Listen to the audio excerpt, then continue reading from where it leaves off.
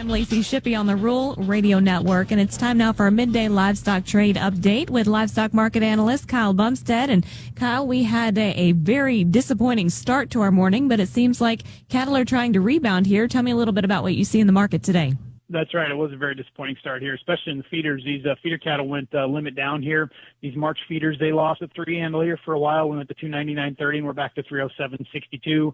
The January feeders, which is front and center now, and they've got about 6 to 8 weeks here before they've really got to tie into that index. So January feeders can do whatever they want, no matter what the cash market's doing right now, and they can do what they want here for a while. So January feeders dropped down to 307.12. We're back to 314.62. We are clawing back. We're down about $1.85 here across the board in these feeders, which is looking better than it did first thing this morning. We have seen a couple times where this market has tried to bounce and it got stuffed back down. So I'm taking it with a grain of salt right now. We're seeing a lot of commercial spreading here. They're selling the front end, buying the deferreds. And a lot of that spinning off of what the president released yesterday afternoon about some tariffs coming off for Brazilian meat and things like that, beef. And there's a potential talk of opening the border, but I haven't seen anything concrete, no headlines, no official headlines or anything like that. So now we do have a cattle on feed report here this afternoon. I've heard both ways on this, but I'm going to give you the estimates anyway. The average estimate's on feed 97.7. Placement estimate is 91.6, and the marketing estimate is 92.3. So there should be two cattle on feed reports released this afternoon, one from Clearback in September, and then the one here that's originally scheduled to come out here today for October's placements. That'll be coming out as well. So a lot of moving parts here as we wrap up the week here, and we do have a shortened week here next week, folks. So some are saying that cash could be steady to a little bit firmer here. Thank you, Kyle. That is livestock market analyst Kyle Bumsted with a look at our midday livestock trade. You're listening to the Rural Radio Network.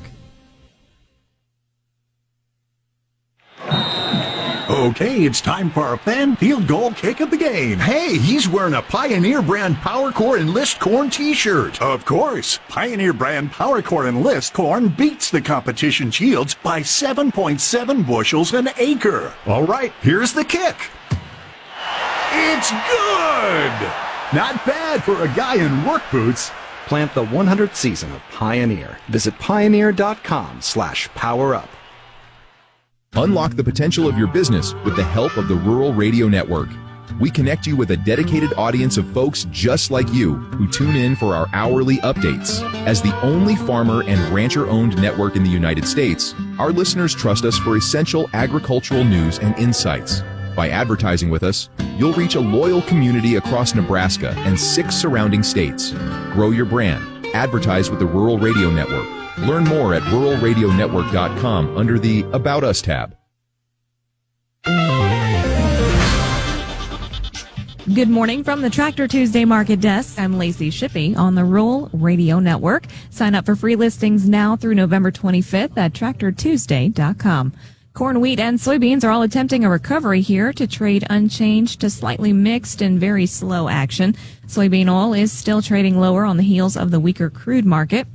The corn market is leaning on a very positive export report, currently running 66% higher than a year ago. Traders are also keeping a close eye on South American weather, where flooding is occurring in key planting areas. And so far this week, a total of 58.2 million bushels has been confirmed sold to China in the form of soybeans, and we haven't seen any new sales today. Currently, beans are higher, with trade fading to the first level of nearby support before firming back up a little bit, and wheat is rebounding after a flash sale to China was reported this morning.